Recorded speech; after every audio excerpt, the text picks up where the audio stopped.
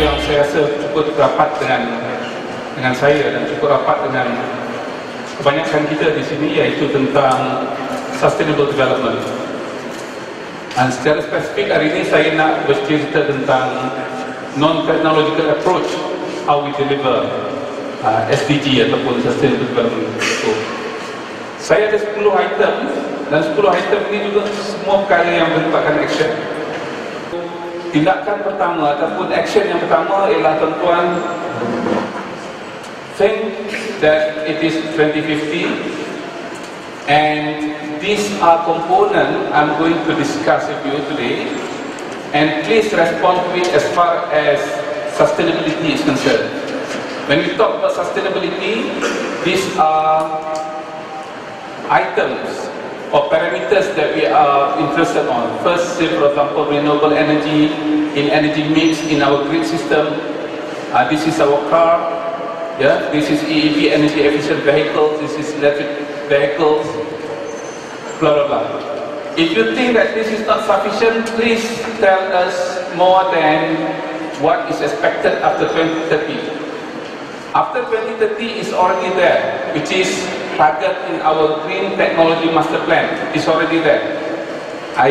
And what we have in mind, what we can target or what we can achieve is more than what we target here. Yesterday we had discussion with Minister Maximus Ongkidi, and we think that this is easily achieved much earlier than 2030. Despite we think that we put it there very conservatively. Yeah, say for example, this item and that item, whatever. So when we talk about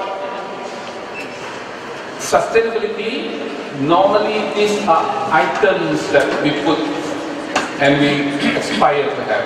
I don't want to be too generic. Say for example, I want a green nation. I want energy to be 100% renewable energy, say for example. It is sometimes it's very difficult. If you help me to put your ambition, your willingness to pay, this has got to do with payment as well. If you want something colorful, beautiful and whatnot, it is not free. It is all engineering system we are talking about. Yeah? So if you want something free, I think we have to die first and you go to heaven, and it's all free. If you are still here, you are get paid, you get salary, and your salary is partly to pay something. Then it's not only for you to buy food and then you waste your food, but these are items that you have to pay. Okay, please do that. Before you leave, I would like to give you a bigger paper. My staff is working on it at the moment, so you will get this instead of this small piece. Okay, that is item number 1. It's supposed to be number 1 here. Okay, number 2, read books. So since we are here partly because of sambutan Hari Buku Sedunia, so the second item is read books. But to be specific, I would like to encourage you to read books related to sustainability, and I will take you to the journey. I'm so sorry because of the time now, which is about 30. Normally when we talk something technical or something academic, people tend to sleep. So if you want to sleep, please sleep. Yeah. I'm okay. So the first thing, boleh kecilkan sikit tak? Boleh dengar saya kat sini. Boleh. The first thing, I would like to guide you on what books that change the global landscape. It's very important. Most of us are trying to write books, especially academics, but sometimes we forget that there are criteria where you can change the global landscape. Second is who wrote the book, and then when the books were published, and where the books have created the wave of change. Sometimes, if you live in a place where books are not counted, books are not valued, books are not that important, so you not get traction. People are not talking about your books, people will buy your books, you give them free, they will just read it. Yeah? Say for example, if you publish that book in Japan, say for example, you can get easily 100,000 books sold. Yeah, but in Malaysia, probably to get the book sold more than 5,000 is a miracle. And so don't publish book in Malaysia. Publish book in Japan or publish book in other places. So that's very important. And how the books can really change. So let me take you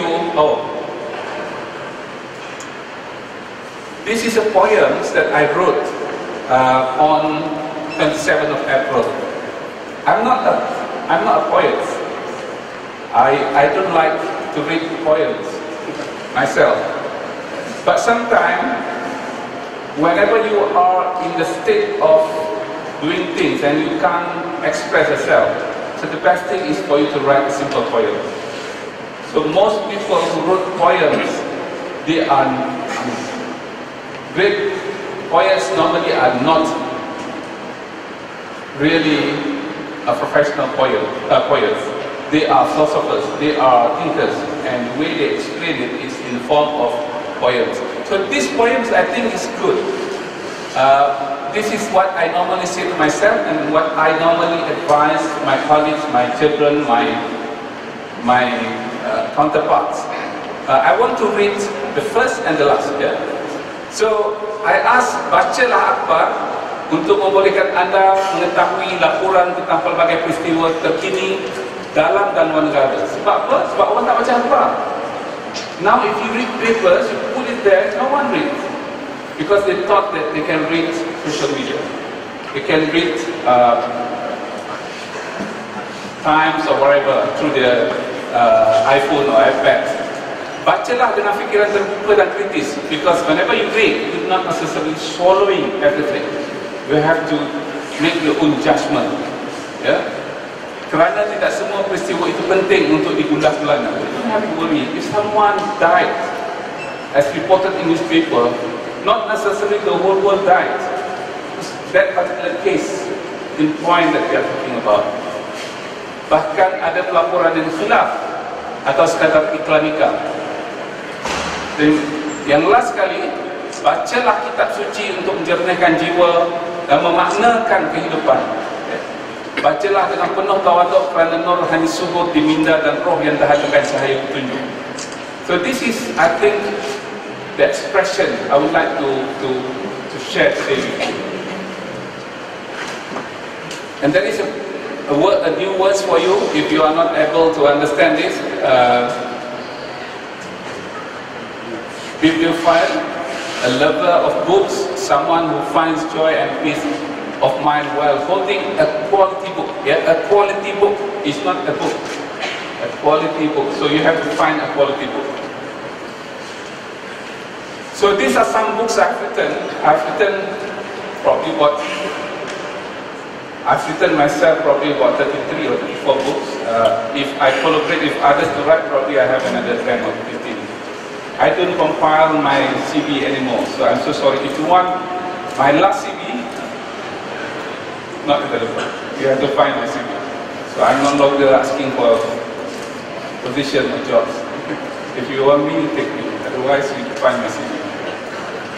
So in the past, I collect everything, and my CV was probably a PhD thesis by itself, by volumes. So these are some books I've written, and I would like to raise. This is a book translated and published in China. This is the English version, and this is compared to the rest. The total publication of this book, a volume of this book, is more than all others. So it means that if you publish a book in China, the possibility for you to get published 50,000 copies are there easily. Yeah. Whereas this is published in London, it is sold less than 10,000 copies. So that's very important. So I ask you, if you want to publish, find where to publish. That's very important. None of them are great books, so I'm still working on it. So you don't have to worry to find a good book for me. Okay. Why I would like to share with you on sustainability because, among other things, we don't want this incident to happen again. And you must remember, this incident happened during rainy season. When I collected my buckets in front of my house as KSU of Kedah, it was raining. It was raining. I was there, and I said, I'm not doing my job. But luckily, I was there only about 2 weeks. So I told my colleagues, this is not going to happen in the country. Otherwise, it's so difficult for us to explain why the country having a lot of rains and suddenly the KSU in charge of water was collecting water from this lorry in front of his house. So there's something cynical for us to think about. And I think this is mainly because of non-climatic reasons that we understand. Let me go through why. You can ask me. You don't have to wait until the end of the session to ask questions or to argue with me. You can stop me now. I can discuss, or you can wait later. This is basic climate change. We think that the world will explode many years ago.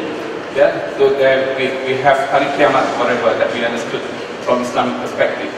But towards that, the temperature increase shouldn't be too drastic. It must be follow the patterns gradually. But what we understood for the past 50 years or so, the temperature increase has been very significant. And as a result, there are many things happening. Say, for example, I'm going to discuss about it later. But why it is increased? Because we release a lot of carbon in the atmosphere. You can see that when sunlight passes through the atmosphere, and it will warm the earth. The infrared radiation is given off by the earth, and most escape to the outer space, so it's okay. But some infrared radiation is trapped by gases in the air, including CO2, and keeping the earth warm enough to sustain life.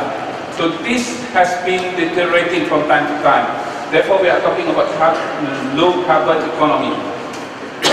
The economy where carbon is not released as much. And that's the question. On energy, say for example, if you are relying on fossil fuel, you burn your petrol, diesel, gas, whatever, it will increase the concentration of carbon. So thus, temperature of the world will increase. So the people are thinking, what best we can do? Say for example, can we do a solar panel? Yes, solar panel, but solar panel has limitations as well at the moment.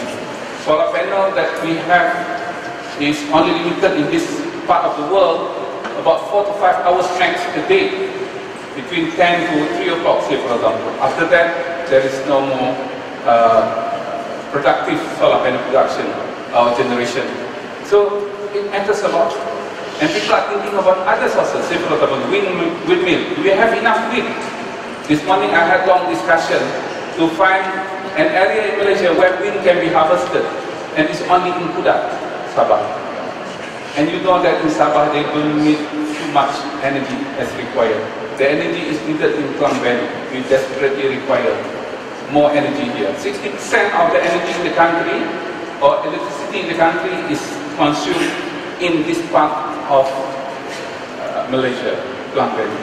And yet, we don't have enough wind, say for example. So what else we have? What option we have so that we don't produce carbon as much? So these are questions that I would like you to answer on my behalf. They are printing.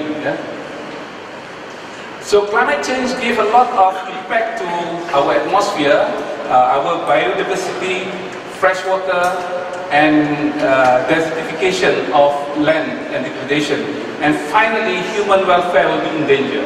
So this is what is going to happen. This is very famous mind map of climate change. You can see that the impact of climate change is worse than global nuclear war.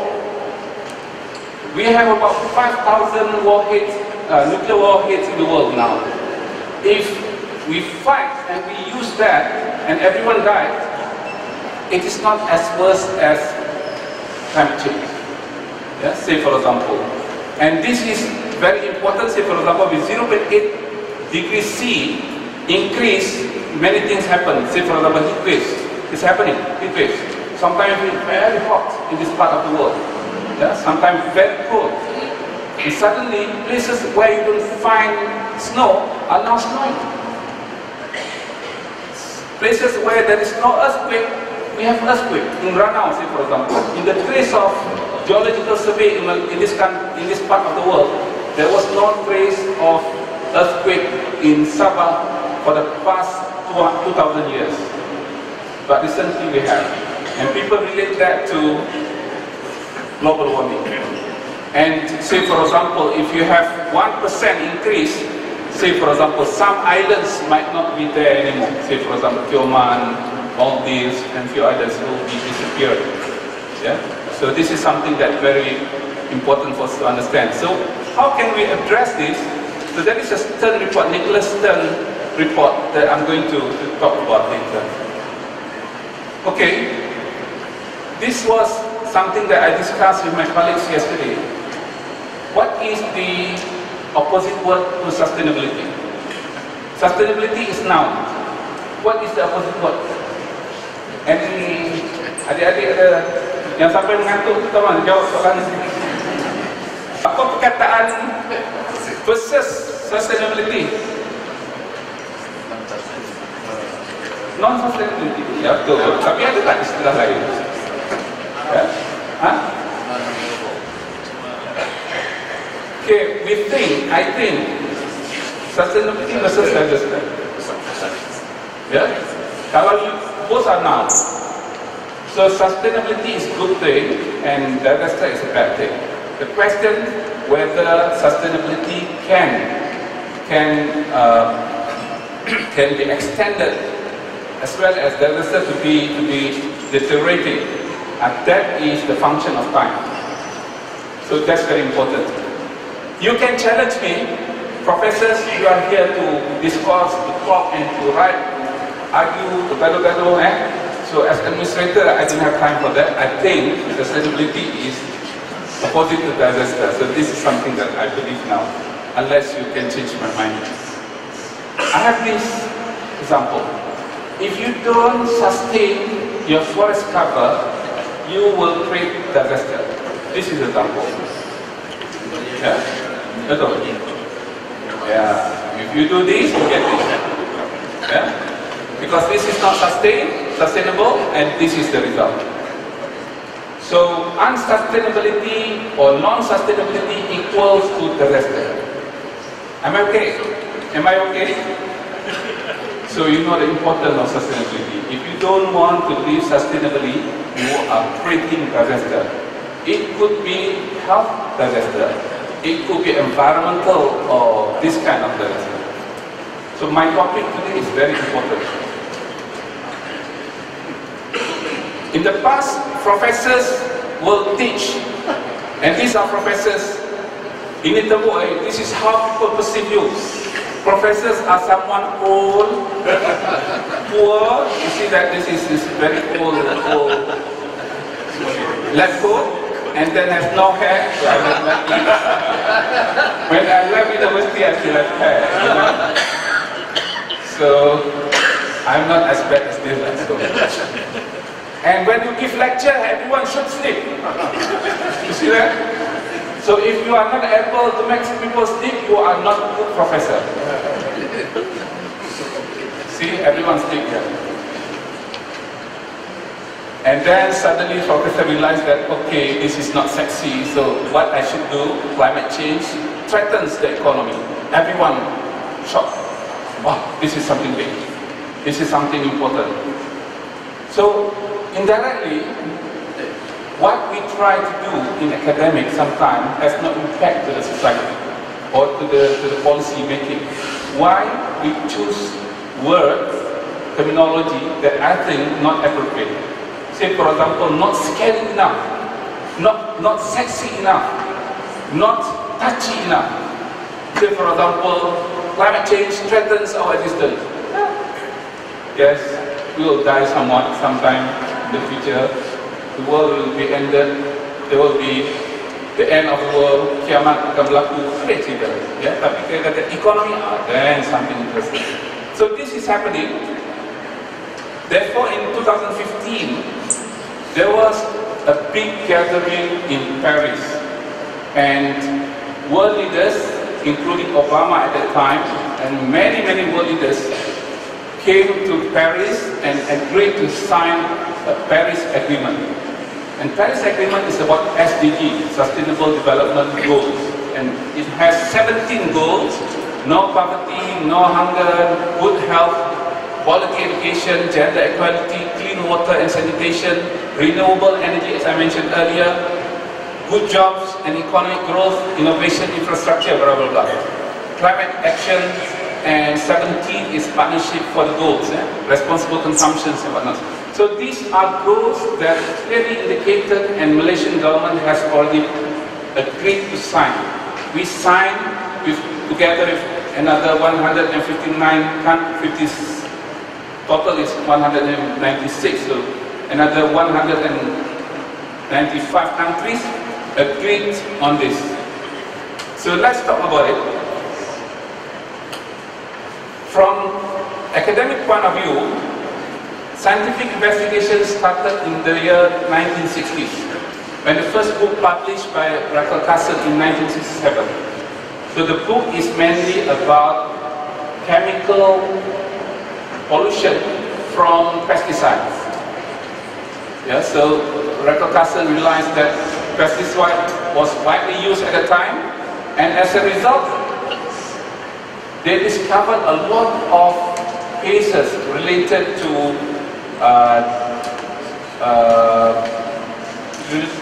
the excess use of that chemical. In particular, at that time, pesticide in the United States, big United States, paddy fields and the rest.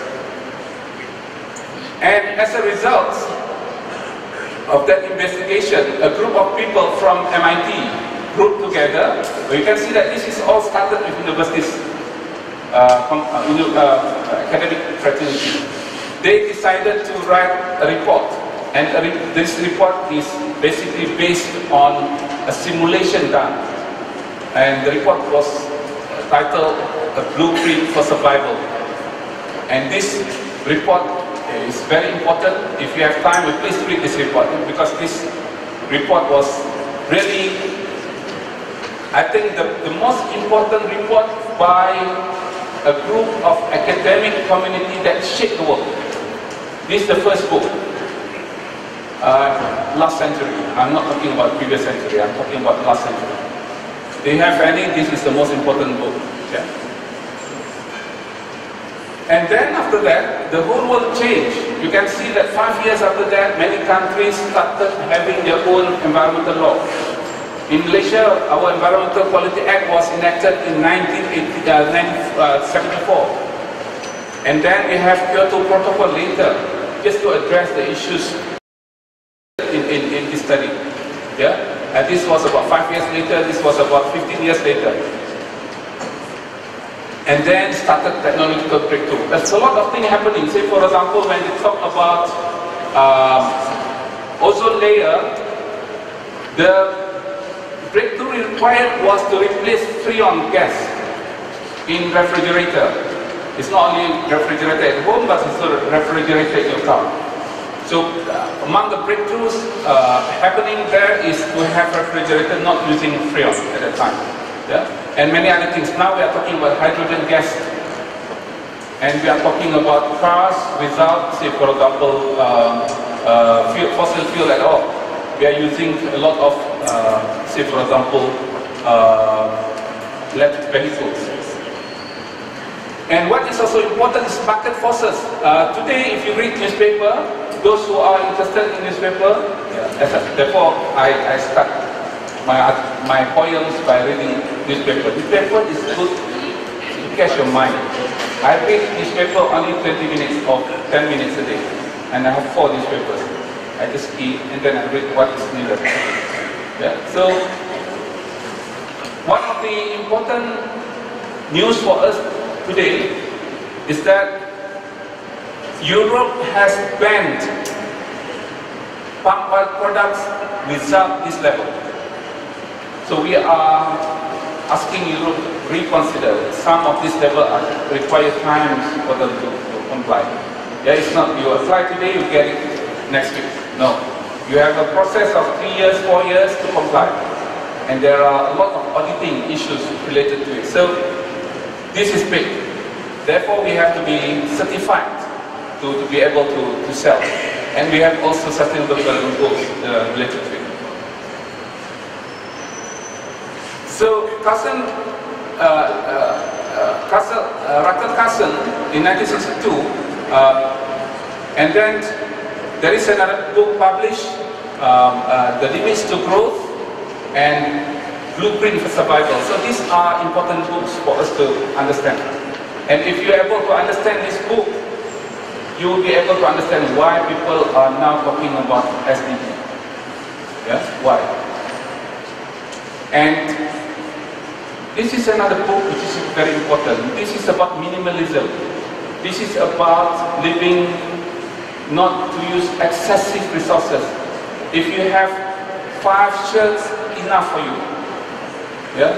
If you have 3 trousers, enough for you. Pants is enough for you. But this is what you need. And this is what's related to small is beautiful. You don't have to have houses 10 bedrooms. You need only 3 bedrooms. The smaller the better. Yeah? So this is the philosophy. And for Muslims, probably we can look into Sufism, Tasawwuf, say for example. Yeah? And you can see that in this shoemaker, when he started his work, he was trying to say that in order to live peacefully and then to create happiness, we should have a limit to growth, a limit to what we have. Enough is enough. Otherwise, we are still buying. Therefore, at the end of the day, we don't know how many shirts we have. How many shirts we have? How many tudungs you have? Can you tell me? Who can tell me how many tudungs you have? Yeah, you keep on buying. This is trendy. Yeah? But remember, you'll be questioned later. If not here, you'll be in here. Setiap benda kita buat tu akan disoal. Mana tudung you beli ni? Kenapa tudung you beli 100 helai? You pakai 30 helai je. 70 lagi ni is excessive. It is not good. And this book talking about that. This book talking about what is enough. And that should be enough. Otherwise, you are polluting. Why, say for example, people are buying a lot? Because consumerism. Yeah? Therefore, in SDG, there is a component number 12, or target number 12, which is responsible consumption. You must know when to stop. And in Islam, it's more tougher than that. You must remember what was left for Prophet when he died. Apa harta dia? Apa harta dia? You can count, yeah, by your fingers apa harta dia ada. And that is what it is all about. Yeah. So I don't want to go too philosophical. Let's find more easier way to understand. The book here in the past was development versus ecosystem, and later development and ecosystem. Yeah, so this is a book of common future. The book or the report was initiated by United Nations prior to Convention on Climate Change. So this was headed by Brundtland. Brundtland was Prime Minister of, if I'm not mistaken, Sweden or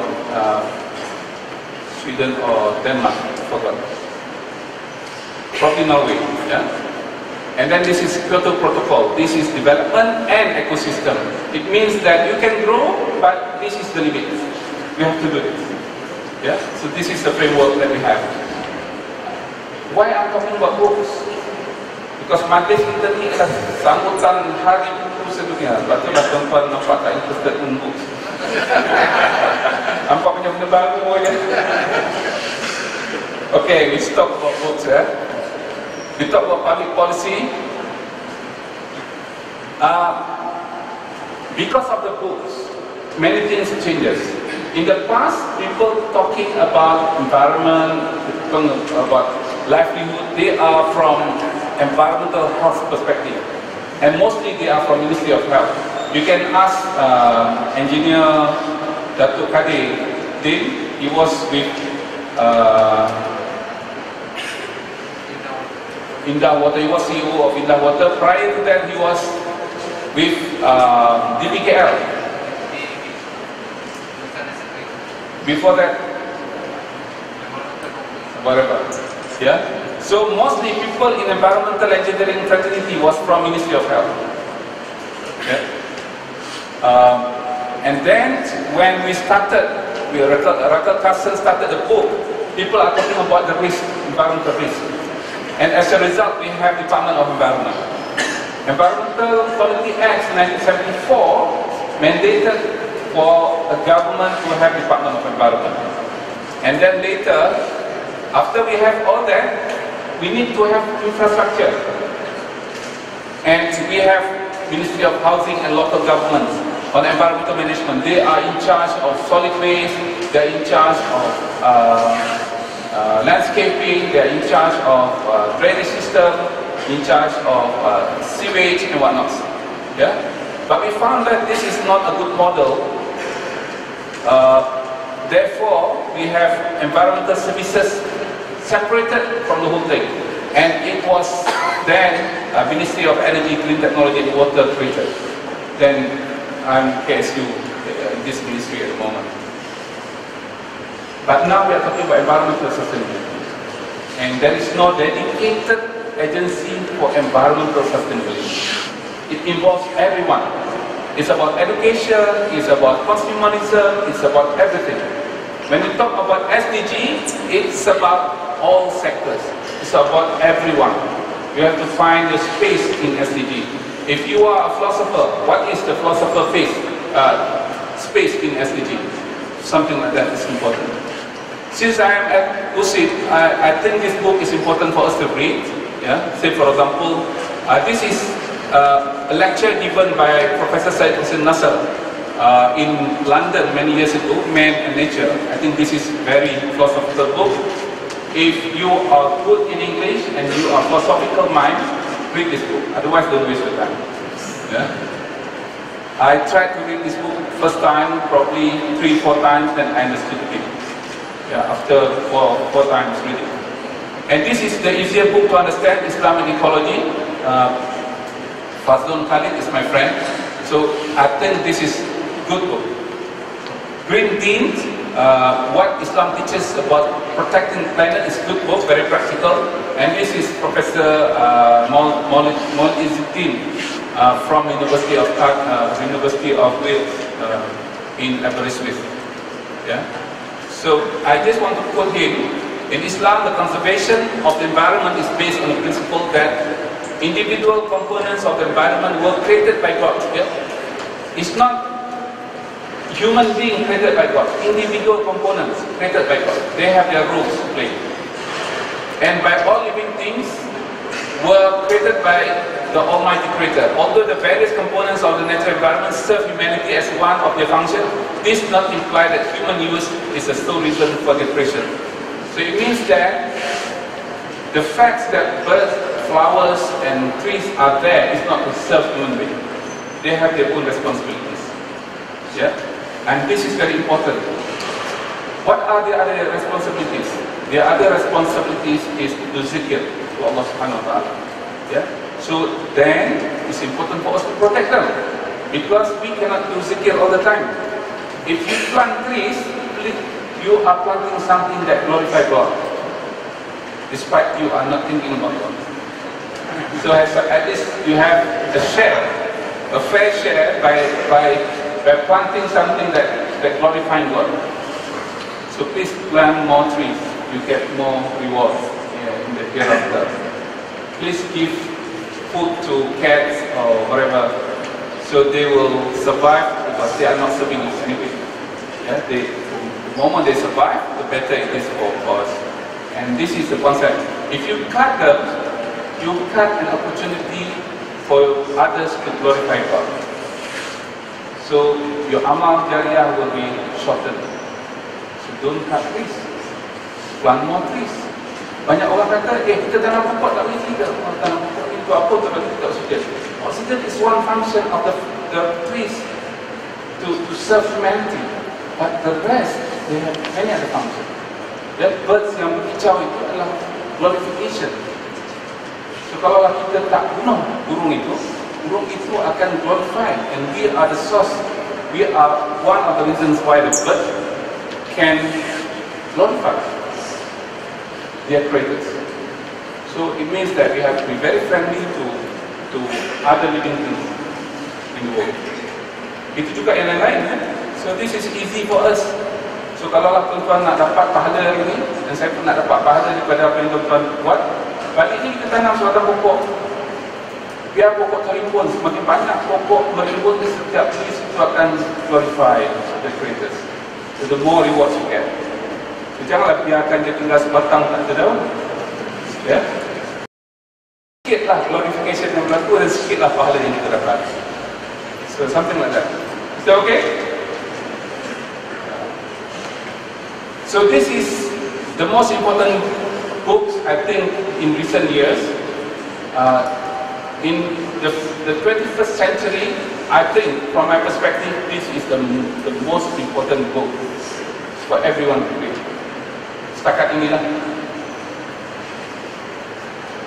To this stage of 21st century, this is for me the most monumental book that really created impact to the world, and it was written by a professor from University College of London by the name of Professor Sir Nicholas Stern, and he is the one that I've shown in the mind map just now about the impact if you are not responding. So he says climate change is the greatest and the widest ranging market failure ever seen. Main conclusion: benefits of strong early action on climate change far outweigh the cost for not acting, and the overall cost of climate change will be equivalent to losing at least 5% of global gross domestic product (GDP). What does it mean? Say for example, if climate change happening more prominently, there will be more flooding, there will be more extreme conditions happening, and as a result you have to redo your highways, your infrastructure, and you lose a lot. Yes, a lot of money will be invested in this case. So this is the meaning. And he says that risks and impacts could increase this to 20% of GDP or more, also indefinitely. So some countries will be disappeared. Maldives will be disappeared if temperature going to increase another 1%. Yeah. So here it asks that we spend 1% of global GDP per annum to combat climate change. So that's very important. And it is not easy for a person like him to say that. But you must understand, he was head of World Bank economic advisor. So he has a lot of resources to come up to this level of conclusion. So this is another book, but this book is not as good as that book, the earlier book. It is by Professor Jeffrey Sachs. Jeffrey Sachs is from Columbia University. I met him recently, and he was the first Unku Aziz Chair in Poverty Studies in Malaya. He came probably once or twice a year to Malaysia, and we have Jeffrey Sachs Center on Sustainable Development at Sunway University. So he came here quite often recently. He was here in February. Is coming back to Malaysia. So Jeffrey Sachs is something that I think very important. He is the person behind Sustainable Development Kaizen SDG framework. Yeah, so he is very critical to many of us. And he is responsible behind this as well, Sustainable Development Index, where Malaysia is now ranked at number 6. We are lower than Thailand, we are lower than Mexico, we are lower than Kazakhstan, Brazil, and Japan is number 18. And Singapore is number 19. So why? Because sustainable development encompassing many factors. We have 17 targets. What is very poor in Malaysia is on responsible consumption. What is very poor for Malaysia is public participation. Yeah, we think that someone else can do it, or government must do it, something like that. So this is very poor compared to many other countries in the world. Of course, Sweden is number 1, Denmark is number 1, Norway is number 1 in this Sustainable Development Index. Okay. So item number 3. So I want to stop here. If you have any question, I can answer your question next. Is planning to colonize Mars itself, simply because you believe that one day, because planet Earth is destroyed by humans, simply because, as you mentioned, the impact of climate change and other like global warming is now on this trend, upward trend.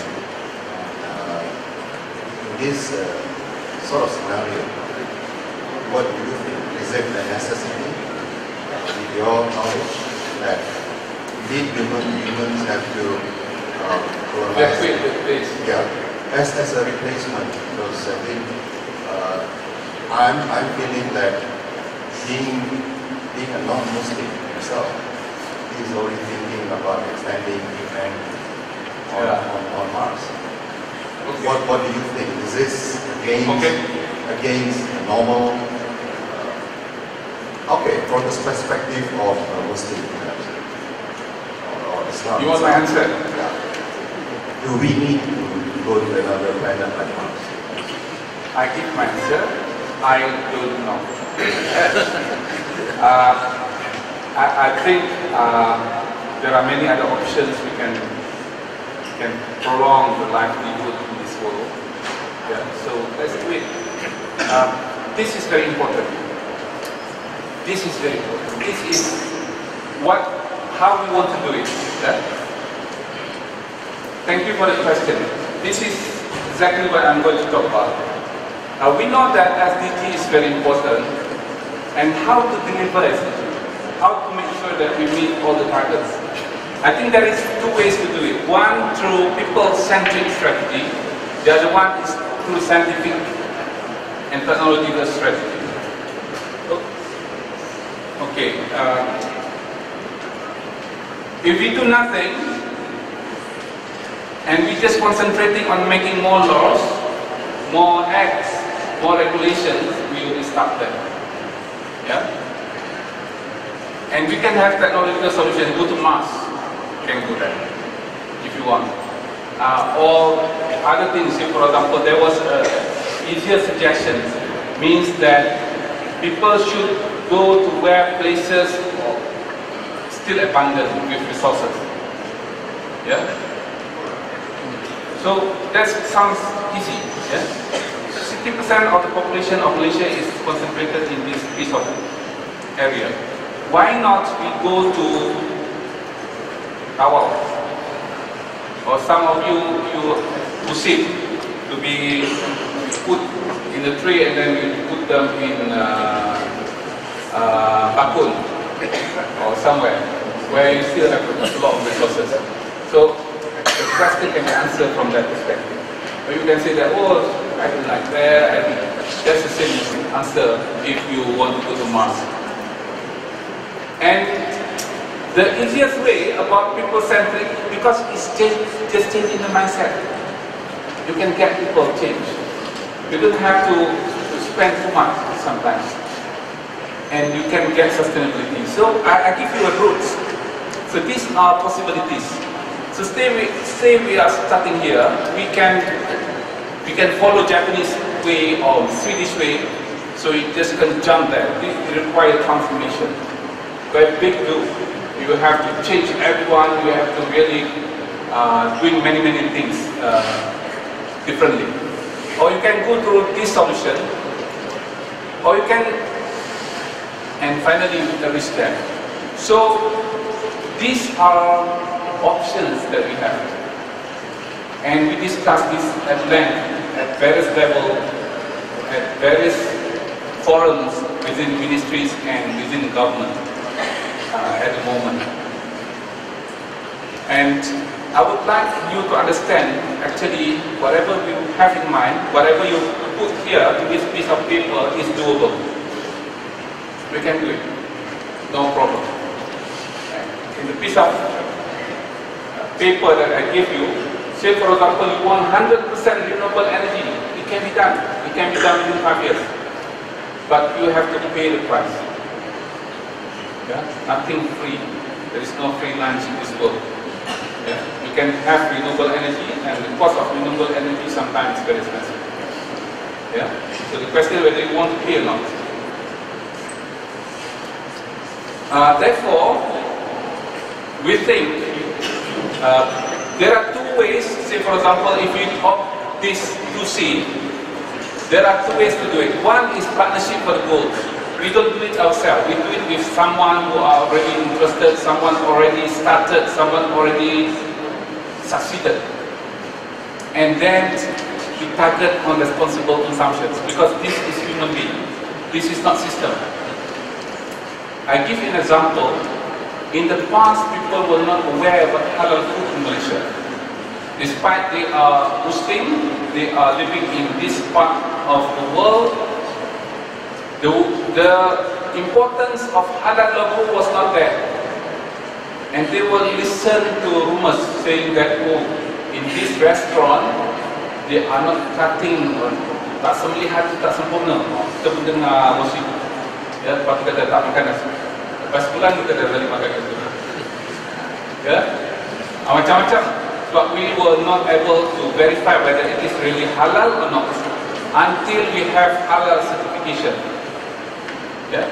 And halal certification is a new invention.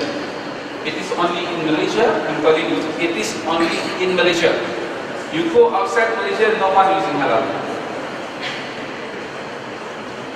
Not even in Indonesia, not even in Saudi Arabia, not even in Masri, not even in Algeria or whatever. When I was VC of UTM, we want to start the research program with my colleagues from Qatar. He is now Vice Chancellor of Qatar University. And the topic was halal pharmaceuticals. He said that, Zaini, this is the first time I've heard halal pharmaceutical. Because any drugs, any pharmaceutical products are considered halal because you are in the form of darura. You are in the state of darura. When you are in darura, you can consume anything, and there is no haram for you. That is the understanding. Yeah? But this is something interesting for me to learn from them. In fact, if it is darura, you don't have to pray. You don't have to fast. What else to eat something that we have doubt on its legality? So we have to do a lot of research on that. The way we do it on deliverability is using, in Malaysia, we call it National Blue Ocean Strategy. And I hope you can, if you forget everything today from what I'm talking about, please remember this. In order to have Blue Ocean Strategy, this is the man, Professor Chan Kim. This is his former student, former PhD student.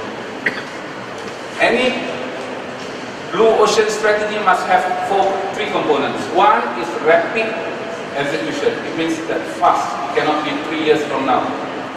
Second is low cost, and third is big impact. I give you an example. If you find that the way forward is using legal instrument, go back here. Legal instrument, it will take ages for you to start working on it. I give you an example. Before we start 1974, enactment of Environmental Quality Acts 1974, we had about 2 years discussion prior to bringing it to cabinets and then to parliament. And then after we started, the first thing we started, we cannot react to what, we cannot act upon accordingly. Why? We have to appoint the Director General, we have to appoint the officers, and then we have to get budgets, blah blah blah. The third year, I'm going to comfortably say, okay, we are ready to work now, after 5 years. Yeah? At that time, pollution is occurring already. Yeah? There's a lot of bad things happening already. And then after that, we start to have subsidiary laws. Yeah? Environmental Quality Act, kurungan, sewage, and industrial effluents, 1979, after 5 years. And then you have that enacted. The following year, you are able to get some budgets so that you can hire some officers. And in actual fact, I was told in 1981, the first thing that you can do, tangibly, and that is from 1972, the first action on that particular subject taken place 9 years later. And that is when you use this framework. And not necessarily after you use it, people who are polluting can get caught. If you caught them, you bring to court, not necessarily they will be punished. Yeah? And if they are punished, not necessarily to get maximum punishment. So at the end of the day, you spend a lot of resources. At the end of the day, people don't care. At the end of the day, kesalahan mencemarkan sungai, denda RM500. So what is the point for having all that? Of course, di kuat them, dia bersalah, tetapi denda yang ditentukan tak memadai. Proses itu sendiri dah RM1 juta. So this is when you use this framework. So therefore, we think that we must migrate. Yes, we have to have this framework, but we don't concentrate too much on this framework. We move forward. We try to change people. Try to use technological solutions to move forward. So I give you an example from time to time. These are issues related to water I don't want to discuss because this is not related to most of you. But I want to share with you on water tariff. This is Malaysia.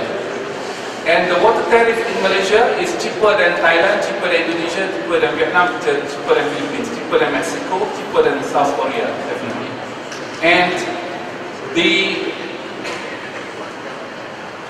GDP per capita for Malaysia is 10 times Indonesia, but they are paying more expensive water than us.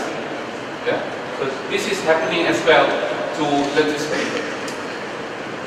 So what is the result? The implication as a result that people regard water not important because my water bill is only 15 ringgit a month. Yeah? So if we say, for example, the poor KSU of Kedah saying that we have to conserve water, what for? I can pay 15 ringgit, no issue. Yeah? So this is something that's happening in the country. And we have a lot of non-revenue water in the country because the pricing is not correct. As a result, the water company in Malaysia are not able to tap the availability of water being lost or being stolen because ROI for that could be 10 years from now. And water is so cheap. So it's okay, no problem. So we have 35% water losses in Malaysia, and you can see that 5 years before that is only 36. So the progress for 5 years only 1%. People say, well, Malaysia is a big country compared to normal targets for our comparison, Singapore. Yes, but what about the Philippines? What about Thailand? What about Australia? It's a bigger country than us. Yeah? What about United Kingdom? What about Vietnam? What about Indonesia, which is only 33%? So it means that the business model in the water sector in Malaysia needs to be redone, evaluated. And this is something that I would like you to understand. It's not sustainable. As a result, it is a loss. As a result, the poor KSU of Kedah was crying for water. Ya, dalam keadaan hujan berjura-jura itu. So I feel so stupid at that time. So stupid.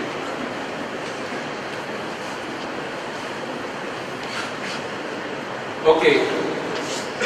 Nomor 4. Am I okay? You're not yet sleepy? So I'm not a good professor because I cannot make you sleep. Be part of the change agents.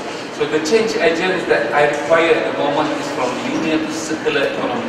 So let's talk about linear economy. Linear economy is when you want to make decision is by yourself. Kenapa beli tudung? Saya nak tudung ni cantik lah. Kebanyakan, most of our decision in life not because of rational, not because of financial, not because of scientific argument, but because you think it is beautiful. Stop. Aku kahwin dengan dia sebab dia tu handsome. Pak kahwin tahu, oh handsome ni tak apa baik lah. Kau my girlfriend. Itu aftermath tu orang kata, kau sedar. Sebab decision kita ialah decision yang tidak rasional. Kita hanya melihat dari sekitar mata. Ya, by decision kita because we want. Option kita multiple trends. Ya, bila kita nak buat sesuatu, tak apalah kita ada 2 kereta, 3 kereta, 4 kereta. Color tak apa, saya nak beli tudung warna coklat, nak beli tudung warna hitam lah, nak beli tudung warna merah lah. Benda yang sama. Why? Because I think the trend says that we have to have multiple. The culture is by law enforcement. Ya, education dia what is benefit for me. Policy dia mind and variety.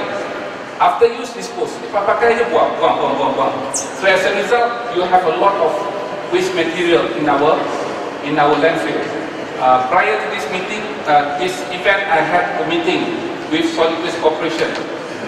And what was shocking, in Putrajaya, 22% of the solid waste is diapers. It shows that Putrajaya are very productive people, they produce a lot of babies. And 49%, correct me, Dr. Hara, 48% or 49% are food waste. Food waste are 48%. So from the waste that you generated, I can evaluate what kind of people you are. First, you are young families, therefore you have a lot of diapers. Or you are very poor, you will also amongst diapers. Second, you are affluent people. You don't need the food, but you buy the food. Yeah? As a result, you have to waste the food. You have to discharge, import, dispose. And this is after use, dispose. Payment, expensive because it's good. What is expensive is good because it shows your status. Motivation is well. Whatever I want to do, I want to go there. Why you want to become professor? Because you get better salary. This is that. Yeah? And this is a circular economy. Circular economy where Uber can survive, where Airbnb can survive, where sharing economy can survive. And this is an example. Say for example, I give you what is after use is reuse. What is payment is what is appropriate. What is to be bought is what I need. What is the option is minimal and durable. Ini kan yang minimalism tadi. Ya, small is beautiful. Kan Nabi Muhammad SAW dia pakai sikit je. Lebih dia bagi ke orang.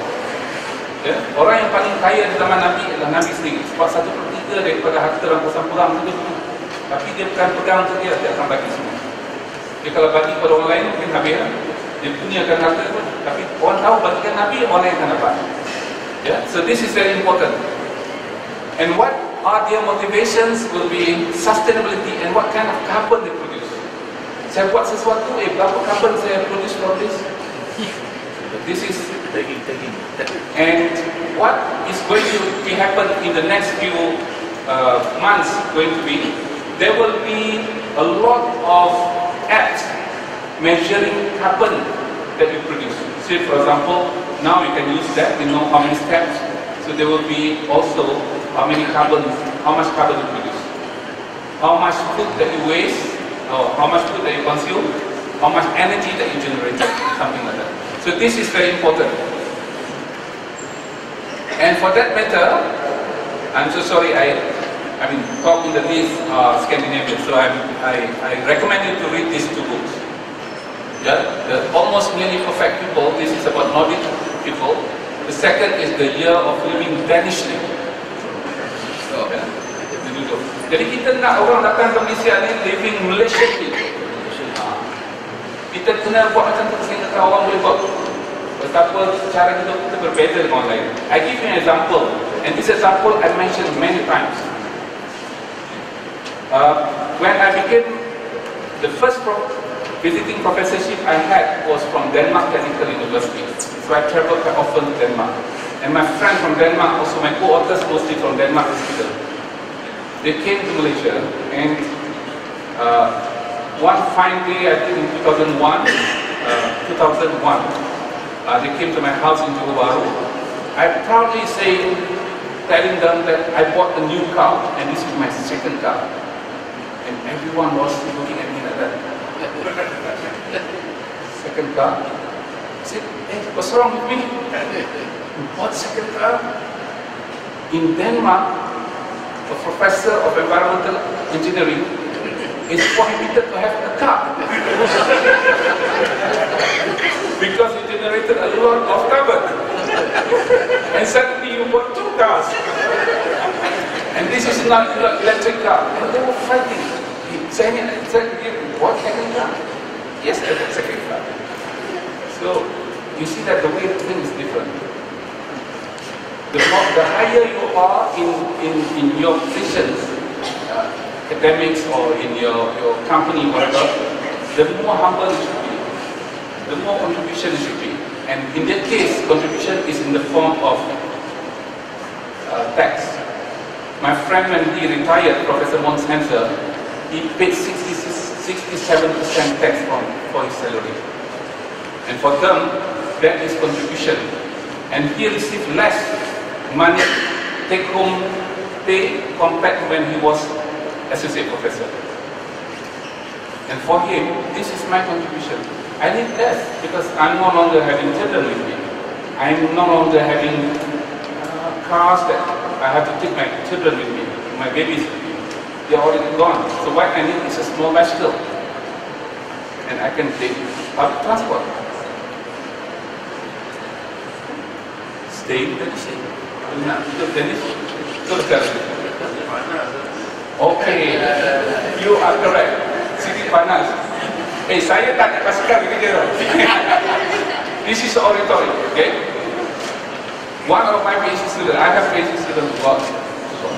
My PhD student probably now at Global.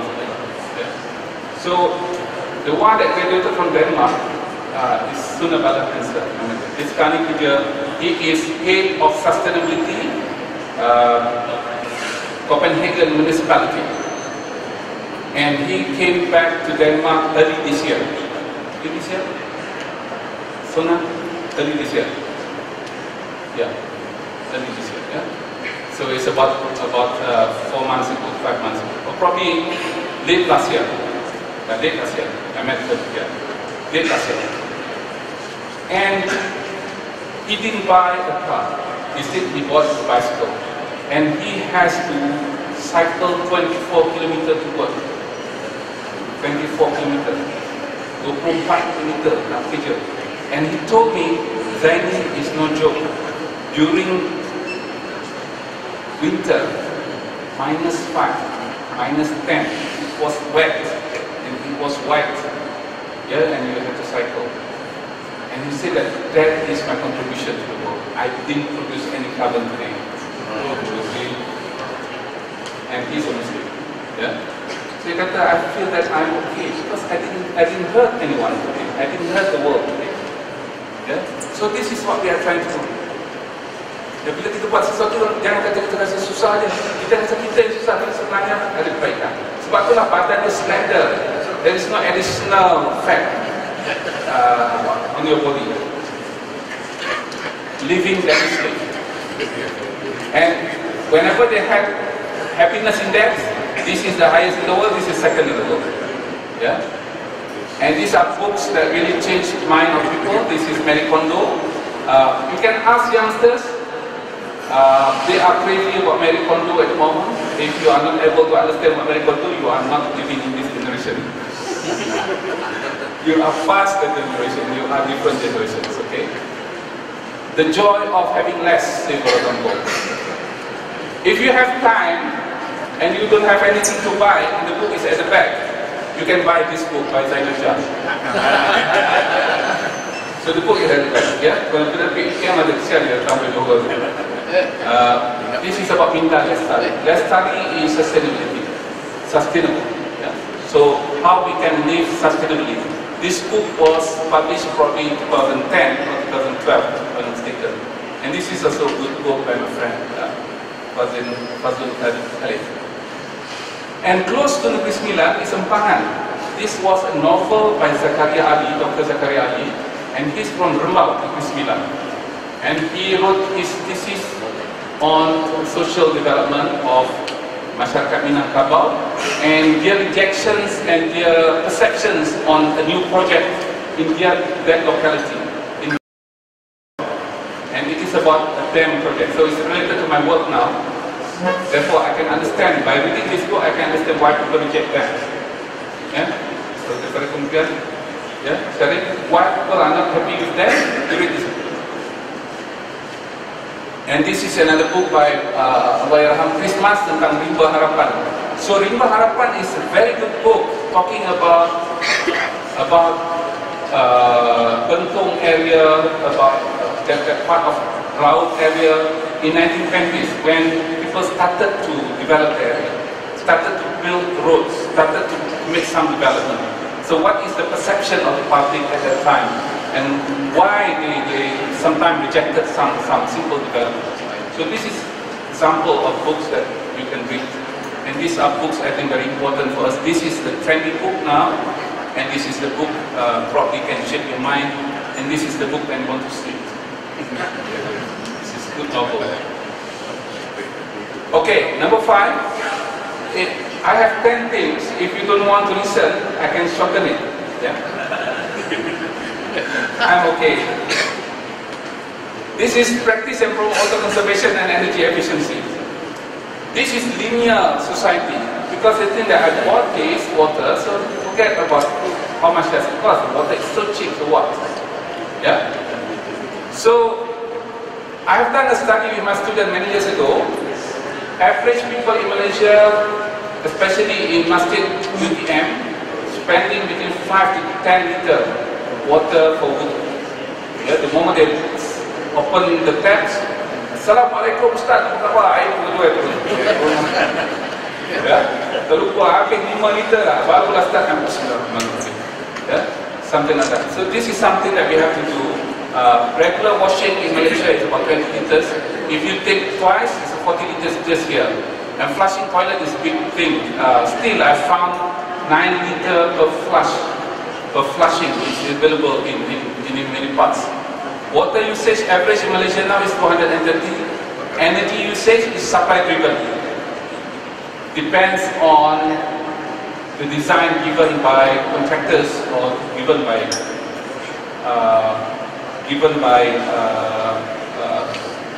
consultant. I give you an example. In the new building that just completed in UTM, yeah, the 600 apartment units that completed recently,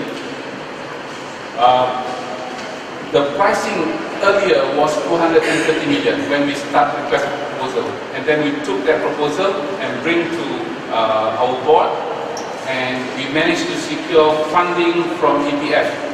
So we borrow 180 million. And people was shocking at that time when I said that we need only 180. EPF gave us 250 million because according to the lower standard. And I've learned this thing. So this is for you, those who are interested in project management. The moment we have the proposal ready in front of us, we start negotiating. And we realized that instead of having 10 lighting points, The consultant put 20 letting points. Yeah? The contractor put 20 letting points. Yeah. I asked why you put 20? Because in case this row is not functioning, you have another row as backup. So you need only 5 here and 5 there, if that's the reason. Yeah? So you need only 10, not 20. But they installed 20. Therefore, your building is expensive. That building, if it is not done proper, and it was not consulted proper with my board at the time, that could cost 300 million easily. Yeah? But we managed to cut from 230 to 180. And when the building was completed, it's only 172 million. Yeah? So this is something that you have to learn from it. And partly because of this supply driven. They put everything there, and they thought that you should cancel. And instead you forget about it, and then they just install. Yeah? And carbon footprint, at the moment Malaysia is less than 10, but I just put 10 there. So if you can help me to realize this, instead of berwuduk 10 liter, you wuduk 1 liter. Ya? Belajar. Jadi Ustaz, kita sekarang kena ajar orang berwuduk 1 liter. Ini satu ni dah setengah liter. Yeah? It's half than, double than this. That's sufficient, I think. When I was in Marrakesh last year, in September, I prayed Jum'ah in a small village. And the mosque is very small, I think very old, that must be 200-300 years of age. And everyone was taking water less than this pokok. Dia ambil, lepas tu pergi kat pokok tu, ambil uduk dan sebagainya, ataupun di tempat less than that. So many people in that region, they normally use less than 0.5 liter water for uduk. But I think, why not we try 1 liter? Why not we regular washing only 30 liter per wash? Mandi lah Toilet flushing, make sure that it is only 6 maximum. And what is in right 10 Malaysian plan is to have only 180 liter per day, per capita. Yeah, it's not 250, 230. Yeah, and carbon footprint that we are targeting is 6 tons in our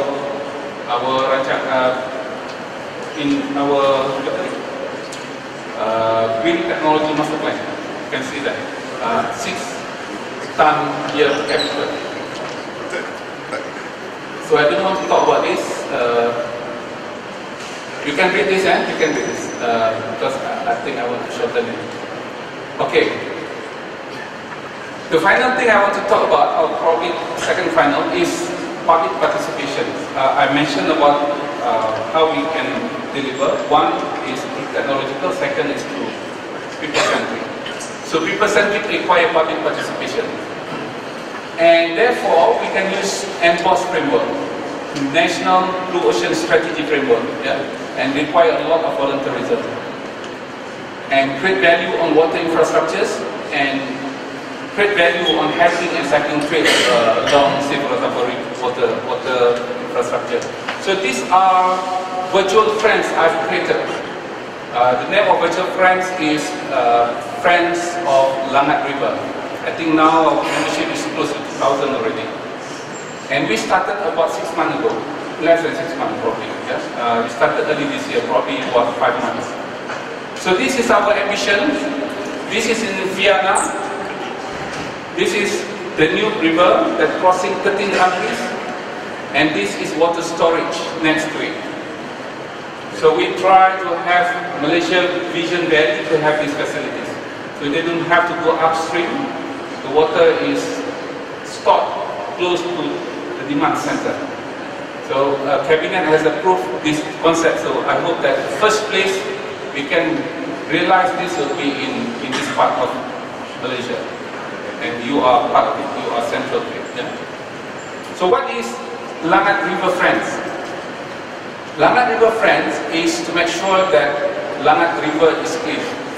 Langat River is crucial to Klang Valley. 60% of our water in Klang Valley is from Langat River. And at the moment, we have about 8 billion projects under construction on Langat River. So my interest is to make sure that a lot of activities that we are doing in Langat River to be appreciated, and government have done their part to invest and to construct, but public at large must value them. Yeah? The projects that we have is one, centralized sewerage system that is 1.6 billion. So if you are living in Kajang, in Bangi, living in Kajang, you are also covered. Most of you are covered. I know that some of you are from Bangi area. So it is connected. And we are constructed the biggest water treatment plant in the country, which is 1080 MLD. Yeah, so this is 1/3 of the requirement of Klang Valley. So that's also in Langat. And that is about 3.6 billion worth of investment. So it's a lot of money. So what we do, we find activities. So these are one activities we started recently, and this was discussed over coffee in Kedai Mama close to UKM. This is the bridge, and this is UKM mosque here. And this is UKM nursery. And we found that there are water bodies here untapped. And the water flow is 2 MLD. 2 MLD means the water can be treated and can be used by 10,000 people. And we just waste the water now straight to the dirty Langat River. So we don't capture the value. So what we have in mind is to make a trails, and the cost of the trail 500 ringgit. Clear the bushes free because we do it ourselves. We build small bridges and we want to put gravel. And these are our plans. And we made mesyuarat and gotong royong pertama, gotong royong kedua, gotong royong ketiga, and this was done through volunteerism. Yeah? This is another thing that we put in, which is sabu, or in English we call creek structure. So I learned from Japan how they use it, how they treat water, and when we want to have wakaf as well, so where we can sit down and enjoy the scenery. So our idea is to have trails along this river, and we want to have 50-kilometer trails. We just imagine if we have 50-kilometer trails upwards from UKM. And we can change the ecosystem. We can change Langat River as a whole.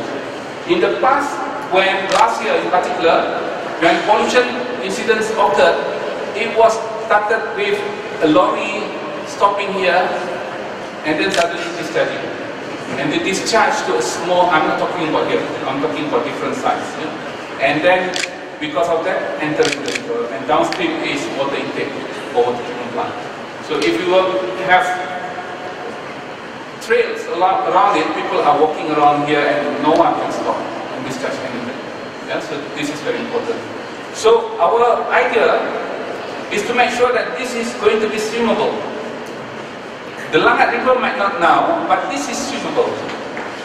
And we use social media to communicate. And we get public and private to engage together. So this is our 4th session.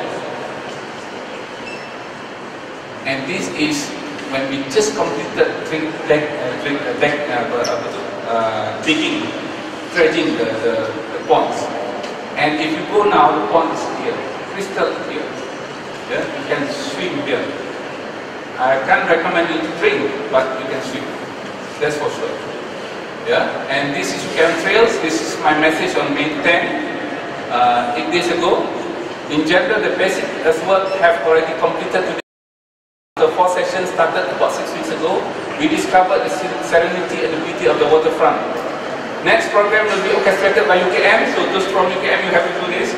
One is to make green features. You have to plant this. There are a lot of experts saying that they can plant here. I cannot plant. I can tell you do it.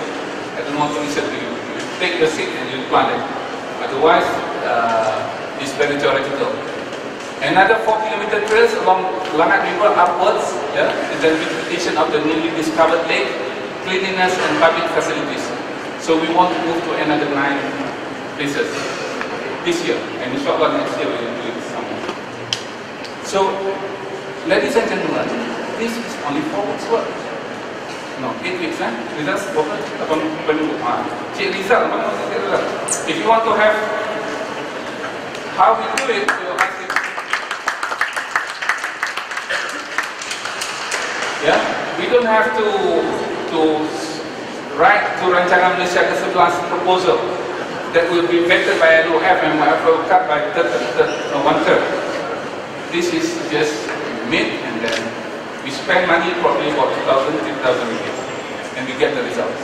And this is all by our network. Some people come with their lorries, with their vehicles, with their machines, and they do it together. Yeah? So this is the type of work we have to start if we want to change the world.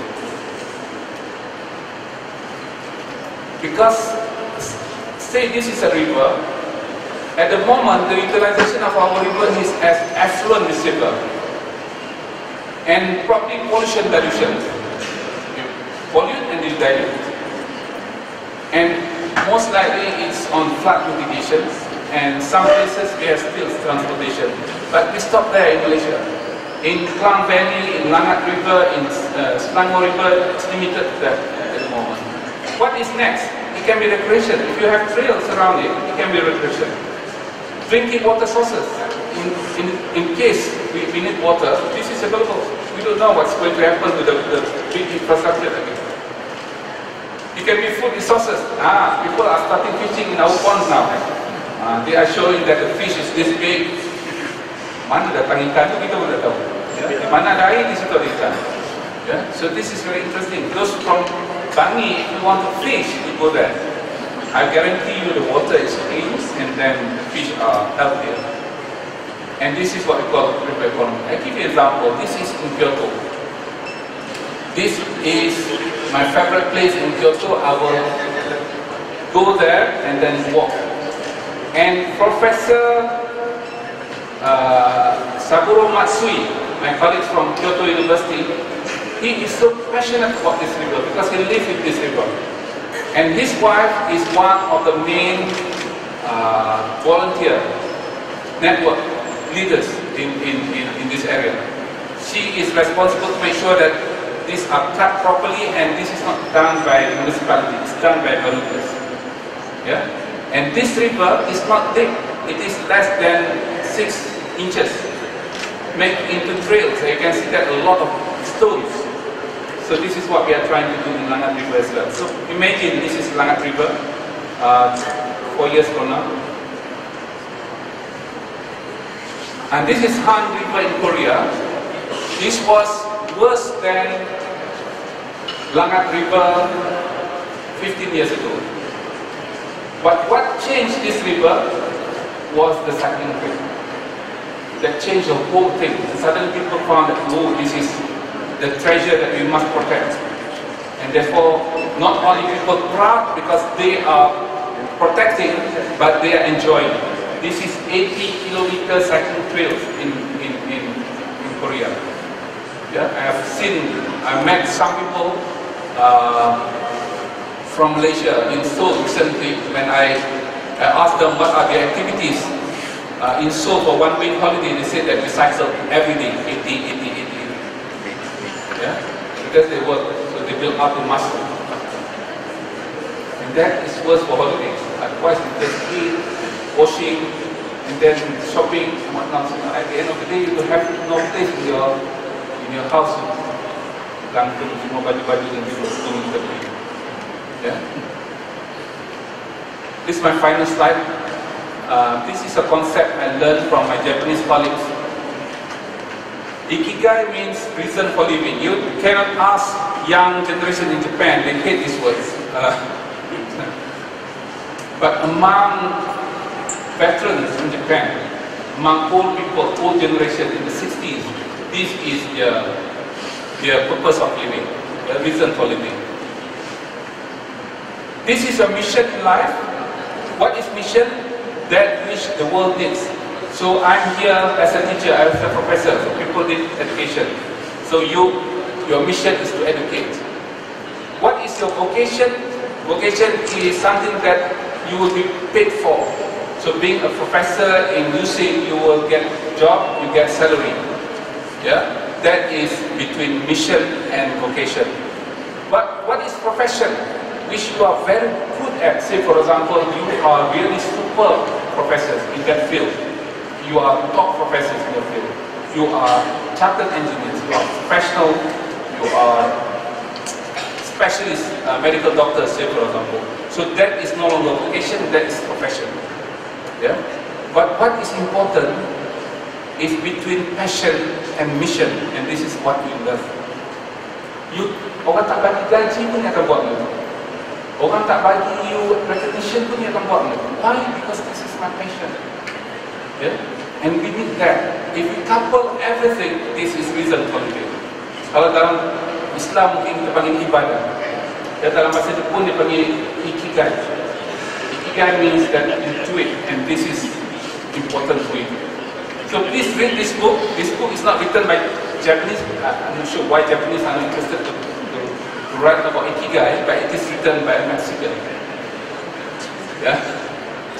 Nama pun panjang bukan main saya bukan. Now, sometimes life is very easy. You don't have to complicate life. Yeah? So this is an example. You don't have to invent too many things. God has created something for you to play and utilize.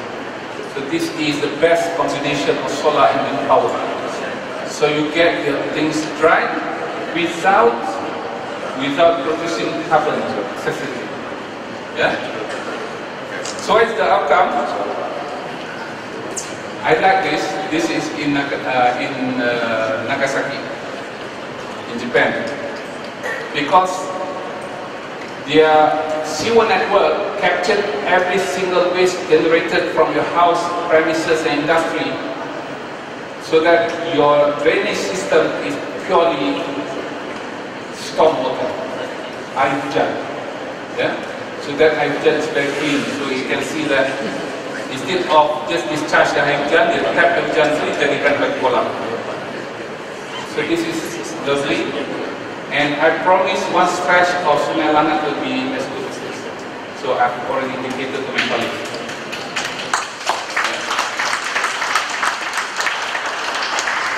So it's not me alone. I have Rizal, Syarahan, my few others. So we have to make this. We have invested in billions, so you must get this. Yeah. Yeah. So but I need your help.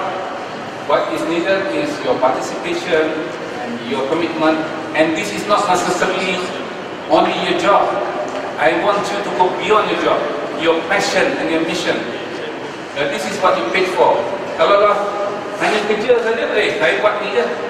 Ni, kalau ikut kerja, if we are restricted ourselves, if your SOP and your job specification, this is what you do.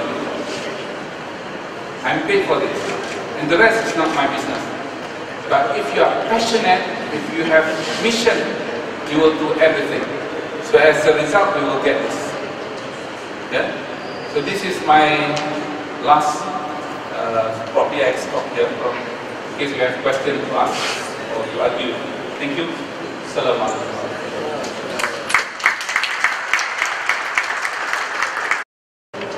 The significant importance of the Langat River. And then we also mention about the how emboss and related or relation with the public participation. Okay.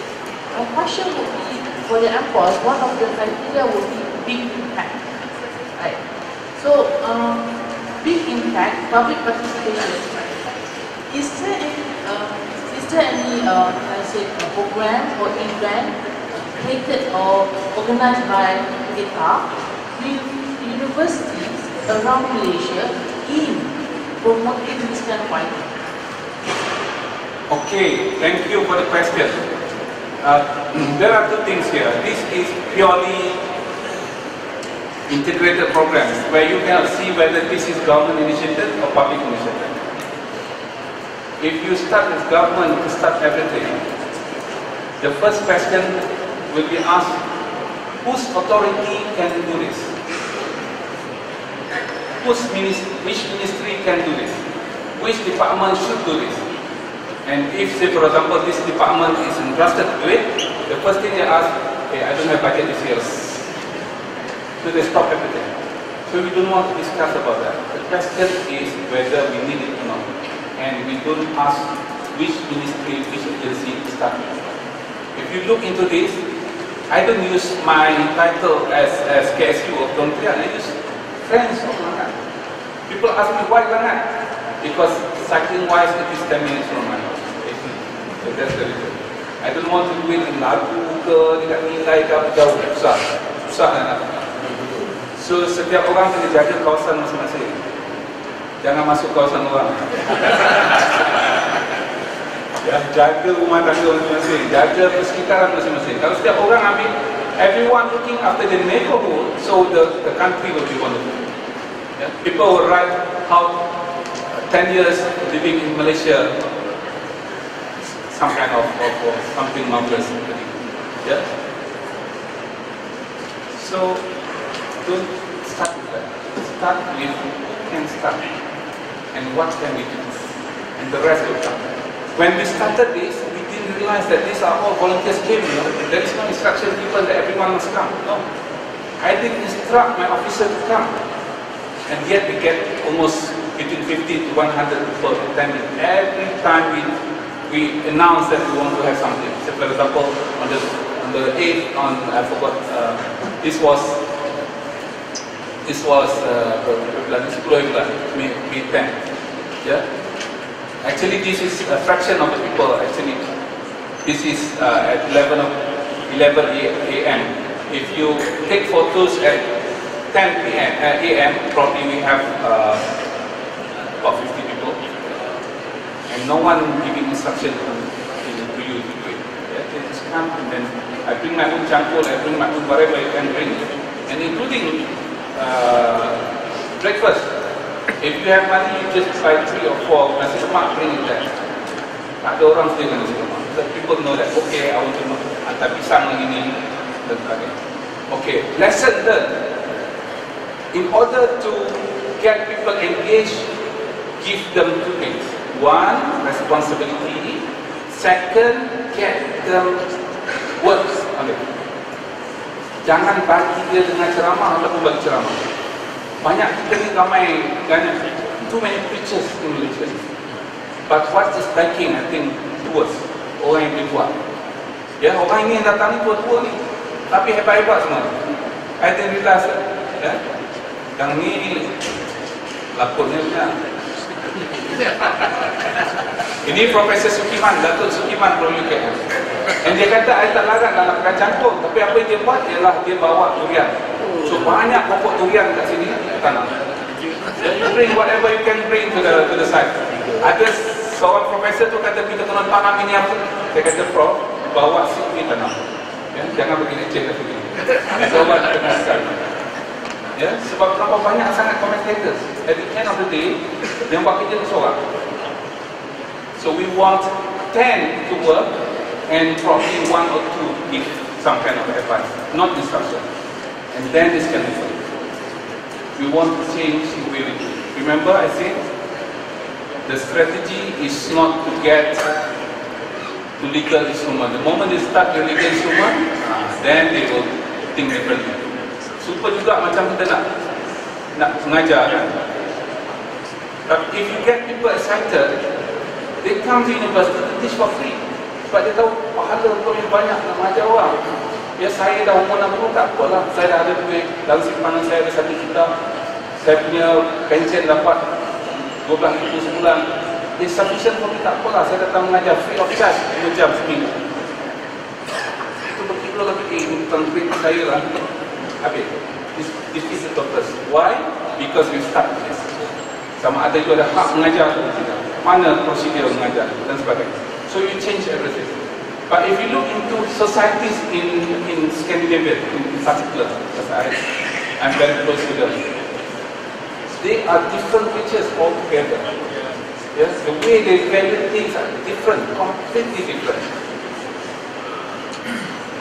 Therefore, they produce other things. They don't work on this. They work on this. Yeah.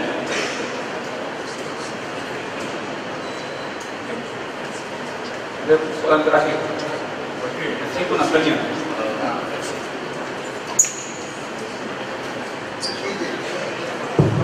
Okey, pertamanya terima kasih kepada Datuk Seri. Saya rasa ini saya macam opener first.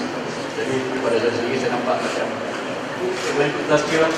Okay, and actually we feel we need to start university science Islam.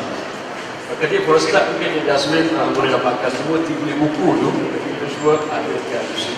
Kalau pas bermana Datuk Seri, UC ni we try to move sustainability to get different. Apa kita akan lakukan dalam sustainability itu dia understanding that we have.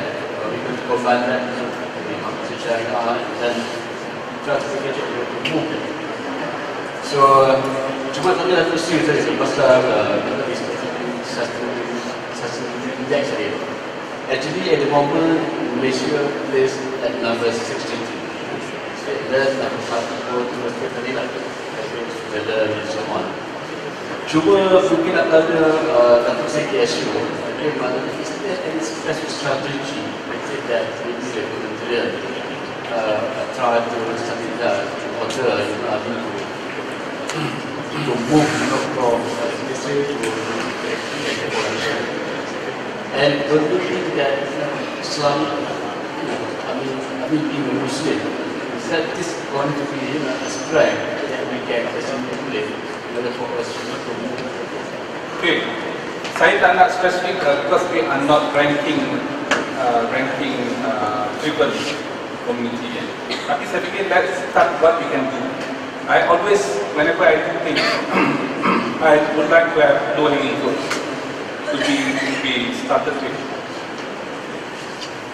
Kita tengok sebagai contoh, these are criteria in SDG: no poverty, no hunger, good health, quality education. Okay, kita tengok good health. Dia tak measure berapa banyak hospital. Dia measure berapa banyak orang kena diabetes. Berapa persen orang kena diabetes. Berapa persen orang kena hypertension. Kan mungkin banyak kan. Sebab apa? Sebab makan banyak. Makan berlebihan. Yeah? So, that's how they measure.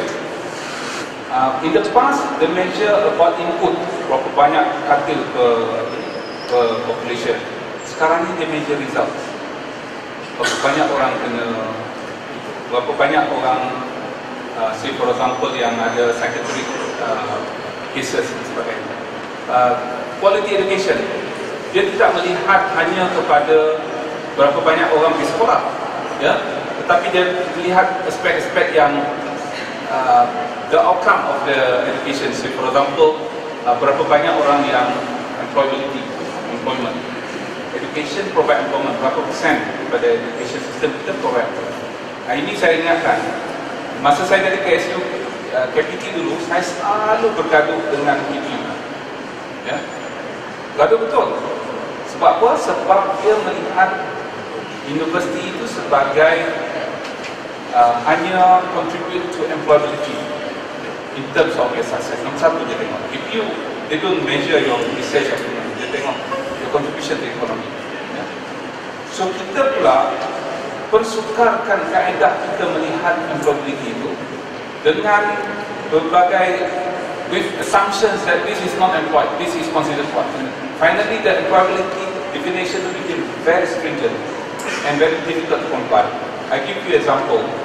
In the United States, if you ask how many graduates are not having jobs, it means that they are staying at home. They don't do anything. In Indonesia as well. Yeah? But in Malaysia, if you are not having anything to do, you can work in Starbucks. You can work in as research assistant in university. But when people ask whether you have a job or not, graduate kita willing to say that I don't have jobs. Yeah? Ini masalahnya, selagi you dapat duit, you dibayar, sepatutnya you kata you telah ada kerja. Cuma biasalah, kalau orang tanya, you kerja ni okey ke? Of course lah, kalau you belum associate professor, saya kata okey, saya nak jadi professor. Kan? Saya dah apply dengan professor, 5 kali dah apply, tak dapat lagi. Begitu juga dengan student tu, dia dah apply tu, dia dah hantar 10 applications to become staff of USIM, it's not yet able to get position. So, this is important. Kita kena, orang kita ni kena diajar supaya kata yes at the moment, this is my job. Apa yang berlaku pada student graduate daripada pelbagai universiti awam particular, kita kata no, I don't have job. Hoping that he will be given preference treatment to get job. Itu masalah. So as a result, universiti awam yang paling tinggi sekali 72%, 74% dan sebagainya. Definition kita yang buat. Ya. Sepatutnya tak ada, saya fikir tak ada graduate kita yang duduk kat rumah tak ada kerja.